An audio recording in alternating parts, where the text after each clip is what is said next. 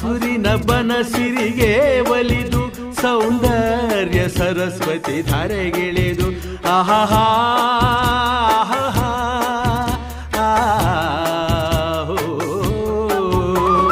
ಹರಿಯುವ ನದಿಯಲ್ಲಿ ಜಾಡಿ ಹೂವನದಲ್ಲಿ ನಲಿಯುತ್ತ ಓಲಾಡಿ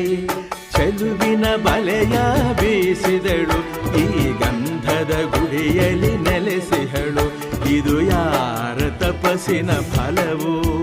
ಈ ಕಂಗಳು ಮಾಡಿದ ಪುಣ್ಯವೋ ಆಹಾ